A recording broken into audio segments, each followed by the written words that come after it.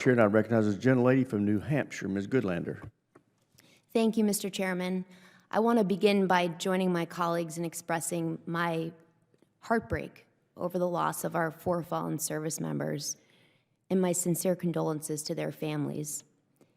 I also want to join in expressing my gratitude to you, General, for your long and faithful service to our country. You know, we don't agree always in Congress. We often disagree these days.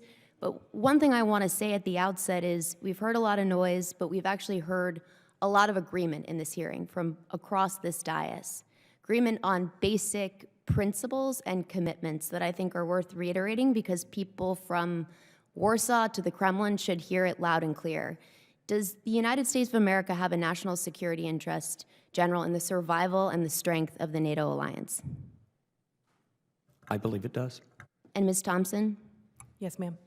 And what about the survival and strength of our European allies, including Ukraine? Yes. Yes.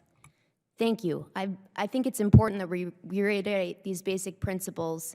And General, could you elaborate on what is the nature of that national security interest that we have in the NATO alliance and in the survival and strength of Ukraine?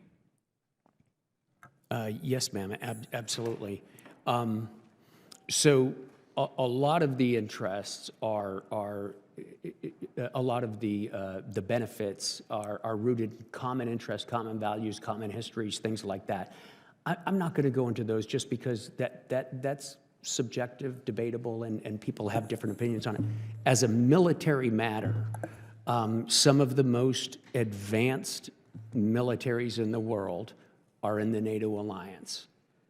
And some of the militaries in the world that we can be surest will work with us and are militarily interoperable with our forces are in the NATO alliance. It's surprising when you go outside of Europe how much the absence of something like NATO, the structures, the interoperability, is noticed immediately. Thank you, General. This may be more for a closed setting, but you shared with us in your written testimony and several times today that Russia's war in Ukraine is the most visible sign of Moscow's great power ambitions. So I want to give you an opportunity to tell us a little bit more about how you think about Vladimir Putin's ambitions.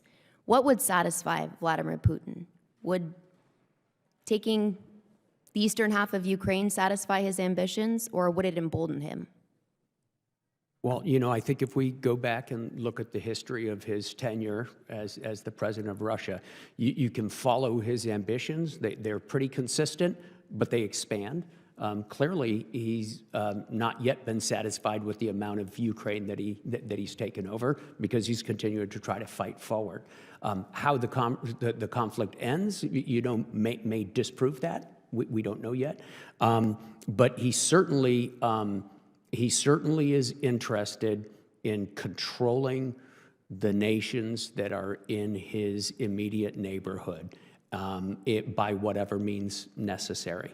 And we've seen that demonstrated consistently over time. Could he stop tomorrow? We don't know. General, you testified to the importance of our intelligence cooperation with our European allies and with Ukraine. You said that our ability to gather intelligence is enabled by enduring relationships that cannot develop episodically and that must be sustained. Can you, as someone who comes from the intelligence world, thank you for recognizing the important role that our intelligence cooperation plays. Is pausing our intelligence cooperation with European allies a good thing for America's national security? No, we want continuous sharing of intelligence. We normally do it, as you know, ma'am, on a bilateral basis. We have very strong agreements with the nations in the alliance about bilateral intel sharing, and we're very grateful for it. Was the pause last month in our intelligence cooperation and sharing with Ukraine helpful or harmful to America's interests in your area of operation, in your region? That one I have to answer in closed session, ma'am, because I just have to answer that one in closed session. Thank you, General.